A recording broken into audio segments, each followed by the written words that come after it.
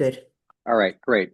I don't know if you heard, I'm going to run through these first three lectures with you all with no break because the last two actually are less than an hour, and I think they run together very nicely.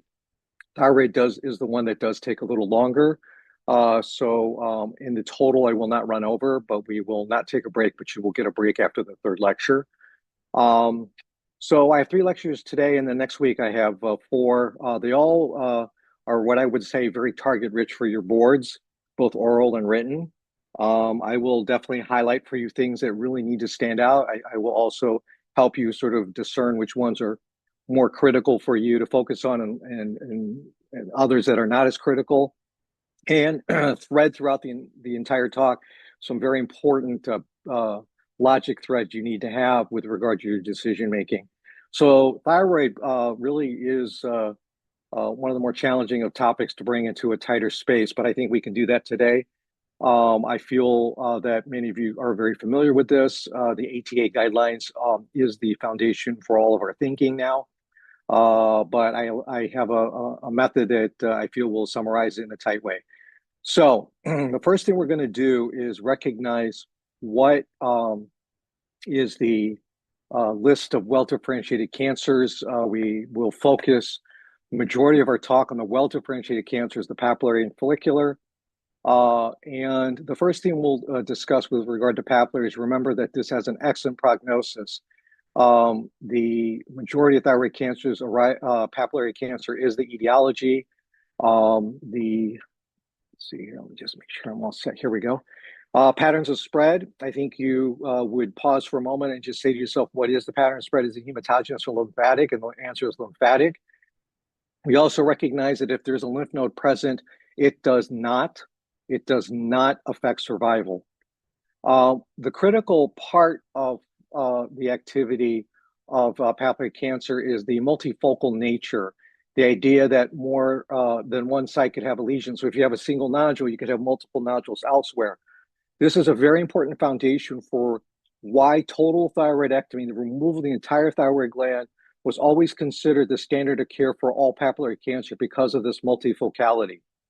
So total thyroidectomy in papillary cancer because of multifocality. Now, you do now recognize today in the more current standard that we have de-escalated therapy. And one of the challenges for boards is recognizing what takes this traditional total thyroidectomy for every papillary cancer and reduce it to just a lobectomy or even less. And so we'll highlight some of the things that'll help you, one, recognize who is a candidate for de-escalation, and number two, sort of look at it in the context of current standard. The histologic features include very specifically, as you know, psammoma bodies. What's the other thing? What do you recall? You recall orphan eyes. Does anybody know what orphan eyes actually look like? Well, let's recognize it first in the histology that you could see the psammoma bodies. And you can also recognize that on close-up of this cluster here, you can actually see the nuclei missing its central collection of staining, also referred to as central nuclear clearing.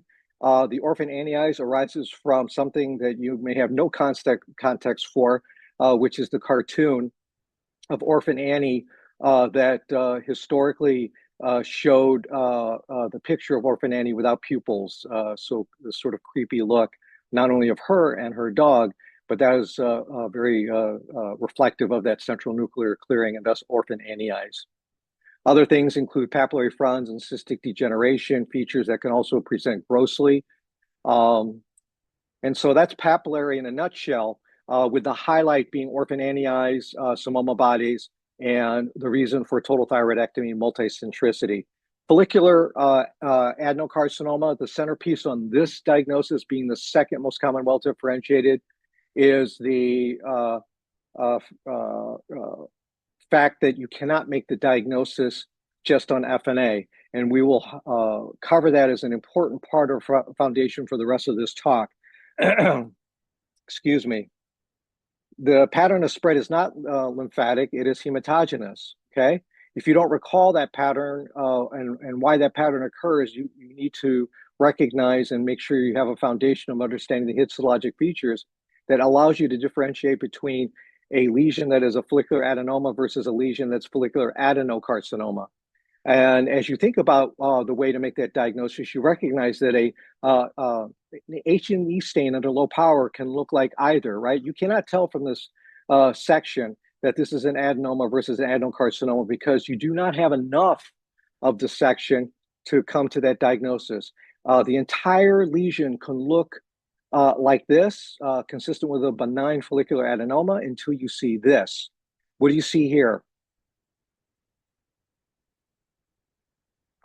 You see vascular invasion. This is endothelial change, lining right there. That's a vascular channel.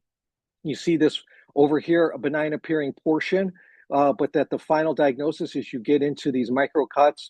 It shows